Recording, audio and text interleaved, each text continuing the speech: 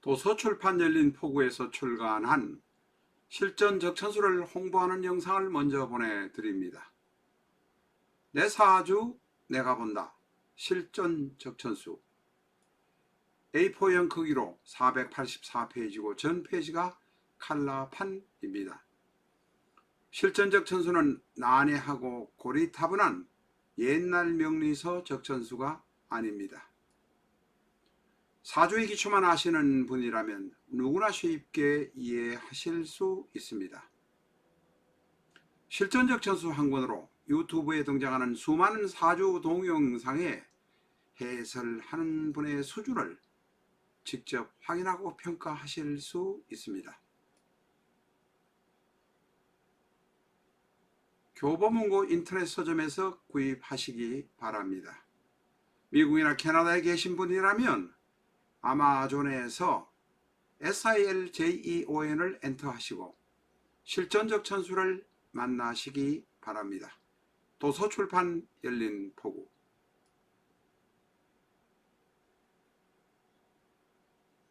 안녕하십니까, 라타로입니다. 실전적 천수 651회 영상입니다.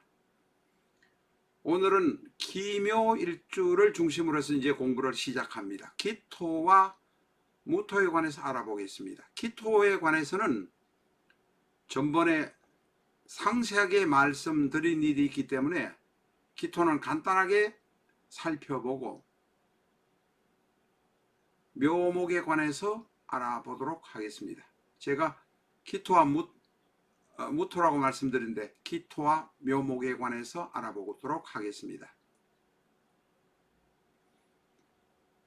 기토에 관해서는 상세하게 말씀드렸습니다. 전번 영상을 한번 봐주시면 되겠습니다. 기토의 특징은 물기가 있는 습한 것, 음토로 분류되는 것, 농사를 지을 수 있는 것, 작물이 자랄 수 있는 것이 바로 기토입니다. 음적인 성향이 대단히 강합니다. 양적인 성향보다는 음적인 성향이 강하기 때문에 배짱이나 포부나 기계가 상대적으로 적습니다. 배짱이 적다고 해서 무조건 잘못됐다는 것은 아닙니다. 그러나 분명한 것은 무토와 기토는 전혀 성격이 다릅니다. 무토는 배짱이 있고 담대하고 세게 나갈 때는 세게 나가지만 기토는 배짱이 적고 현실적이고 소심합니다. 그 기토 안에는, 기토라는 흙에는 나무가 성장할 수 있는 여건이 준비가 되어 있습니다. 기토는 다양하게 아는 사람이 많습니다. 팔방미인, 이것도 하고 저것도 하고 손재주가 있는 분들도 대단히 많습니다. 기토의 상징적인 것은 전번에 상세히 말씀드렸습니다만은 구름, 하늘에서는 구름, 바다에서는 개, 육지에서는 오리. 육지는 오리, 땅에서도 살고 물가에서도 살고 합니다. 구름, 개, 거입니다. 개가 아니고 개, 오리. 그 다음에 맥가이버처럼 이것저것 잘 할 줄 아는 사람.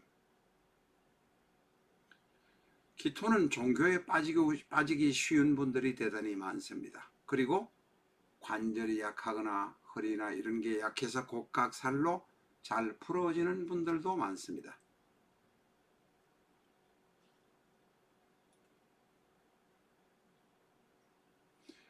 그 이외에 여기서 제가 다 기록을 못했습니다만은 기토는 화술이 뛰어나고 말이 많습니다. 신뢰성이 좀 적은 경향도 있습니다.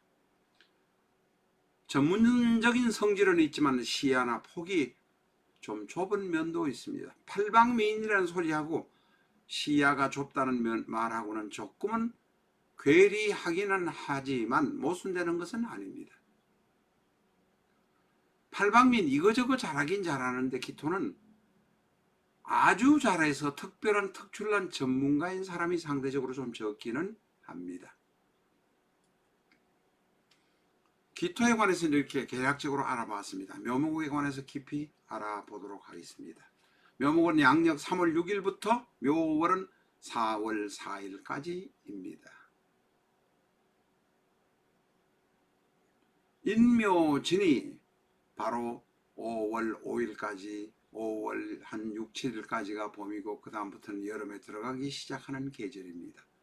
인묘진의 중간에 들어있는 봄의 중간에 들어있는 양력 3월 6일부터 4월 4일경이라고 합니다.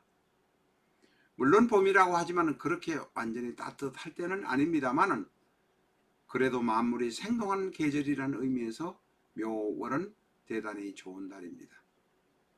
우리나라와 일본의 차이는 약간은 있기는 하지만 약 3월에서 4월 초에는 학교가 개학을 하고 학생들이 등교를 하게 됩니다. 하루를 기준으로 해서 보면 묘시는 대전 기준으로 5시 30분부터 7시 30분, 서울 기준으로 5시 32분부터 7시 32분 정도로 보시면 됩니다. 서울 기준이라는 것은 종로를 광화문을 기준으로 한다는 점 기억하시기 바랍니다.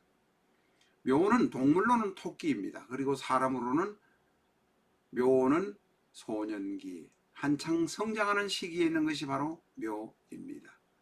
어쨌든 묘는 재빠르게 움직이고 토끼처럼 이렇게 날새기도 합니다.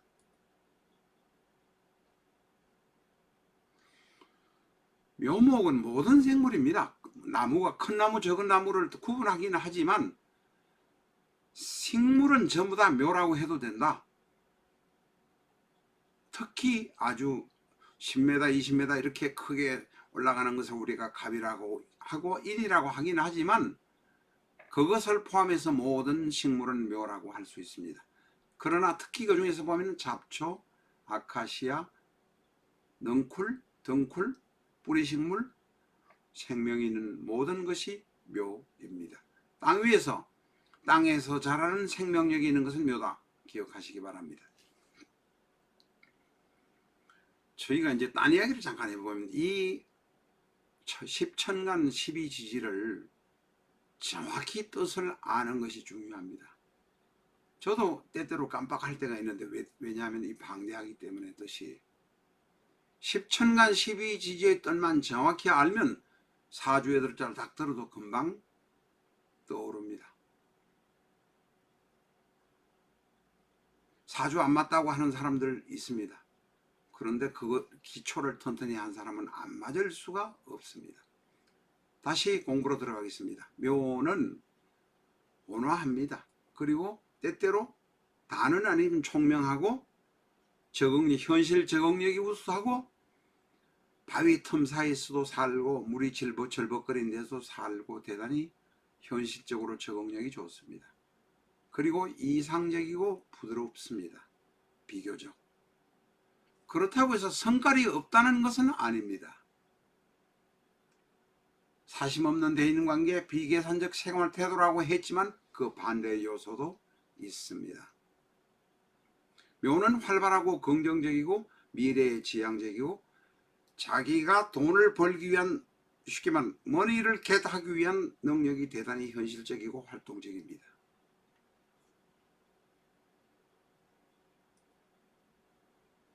묘의 모습을 볼 것 같으면 산 밑에 풀 속에는 토끼가 있을 것 같습니다. 흙밭에도 있을 것 같습니다.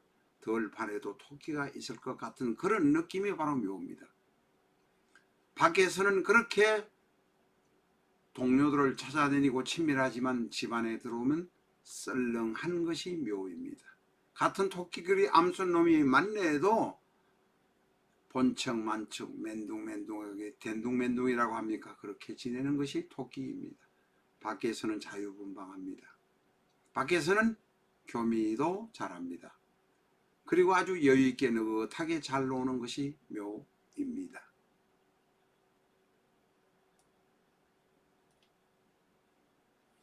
묘를 꽃밭이라고 하기도 합니다. 땅에서 자라는 모든 식물을 묘라고 했으니 꽃밭을 묘라고 할 수도 있습니다. 그런데 불행하게도 그 꽃밭에서 오래 놀지 못합니다. 묘는 헤어짐이 빠르고 싫으면 금방 떠나버린다는 의미도 되고 특히 묘를 가진 분들이 이혼하고 헤어지고 하는 경우가 대단히 많습니다. 묘를 파성의 기운을 가지고 있다고 해서 천파성이라고 옛날에는 말했습니다. 지금은 뭐 천파성을 이라고 말하지는 않습니다. 그러나 헤어지는 기운을 가지고 있고 돈을 없애버리는 기운을 가지고 있고 비밀 담보가 안 되는 기운이 있습니다. 정보가 잘 셉니다. 비밀 작업을 할 때는 묘가 있는 사람은 빼는 것이 좋습니다. 왜냐하면 묘의 글자가 좌변과 우변으로 딱 나누어져 있어 중간에 정보가 술술 들어오기도 하고 술술 새기도 합니다. 남의 정보를 잘 들어와서 전달하는 사람은 내 정보도 남에게 잘 전달하는 사람이라고들 합니다. 묘의 부정적인 측면을 한번 보겠습니다.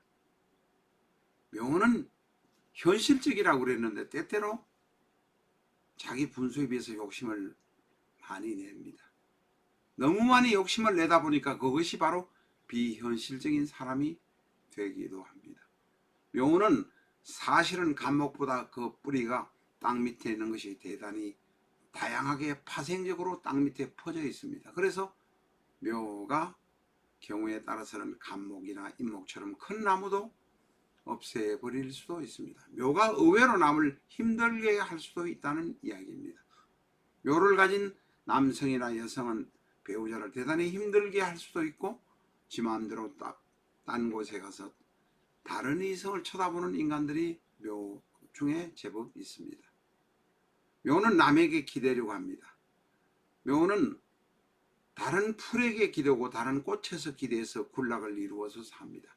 그래서 남에게 기대는 성질이 많기 때문에 주체성이 없다, 결단력이 부족하다, 줏대가 없다 라고 말하기도 합니다. 기묘일주를 보면 기묘일주를 한번 보겠습니다. 보면 옆에 묘 옆에 신이 있을 경우에 오늘은 다른 것만 보지 말고 묘 옆에 신이 있다. 다시 말해서 기토에 식상이 있는 묘신만 한번 보도록 하겠습니다. 묘목이 관성입니다. 기토가 일간입니다. 그런데 신금이 옆에 있으면 금이 목을 제극합니다. 금극목이 됩니다. 금극목이 되면 다시 말해서 금이 식상이 기토의 관성을 제극합니다. 식신제살한다는 의미가 되겠습니다. 물론 신금은 기토의 입장에서는 식신이 아니고 상관입니다. 그러나 어쨌든 식상이 살을 제극하는 모습에 대해서 묘목이 기토를 너무 괴롭히지 않도록 이렇게 됩니다. 만약 이 사주가 남자의 사주라면 공처가들이 대단히 많습니다. 기묘 옆에 신금이 있을 경우에는 공처가가 많다. 오늘은 그것 정도 하나 알아두도록 하시겠습니다. 내일부터 기묘의 특징에 관해서 공부하도록 하겠습니다. 감사합니다.